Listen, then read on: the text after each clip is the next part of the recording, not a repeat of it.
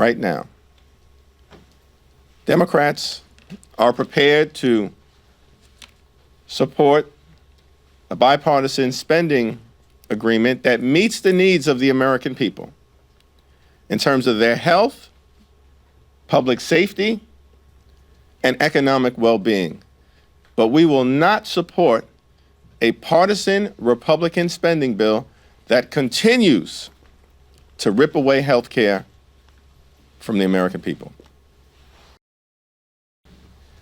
In March, House Democrats strongly opposed the partisan Republican spending bill that hurt everyday Americans in a variety of ways, including making their health care more expensive.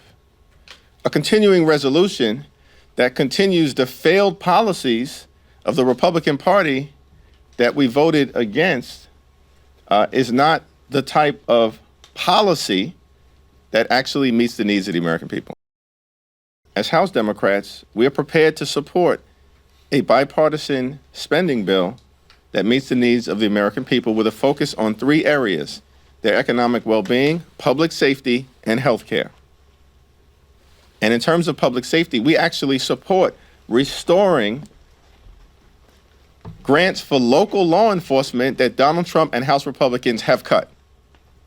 If they're serious about continuing to strengthen the relationship between the police and the community and driving crime down, then Republicans should be prepared, in the context of this spending agreement that we are in the process of dealing with, to restore grants to support local police departments that they themselves have cut.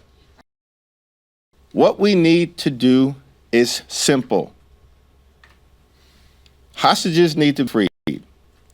Humanitarian assistance needs to be surged into Gaza immediately and continuously so that we can alleviate the humanitarian crisis in Gaza, which is unconscionable.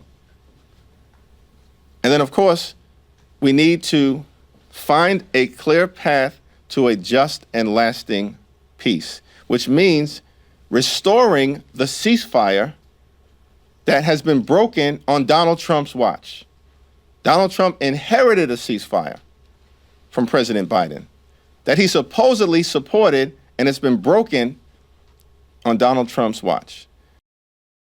We need to stand by our ally in Poland, a NATO nation, and an attack on one of us, pursuant to Article 5, is an attack on all of us. We need to stand by Poland.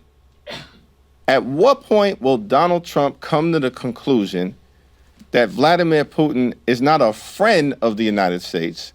He's not a friend of Western democracy. He's not a friend of the NATO alliance or the free world. He's an enemy. At what point will Donald Trump realize that? And at what point will House Republicans stop bending the knee to this wannabe dictator and start acting like a separate and co-equal branch of government and speak up on the issues that they themselves previously supported, which is standing against Vladimir Putin and standing up for Ukraine, for democracy, for freedom, for truth, for our NATO allies like Poland and the free world?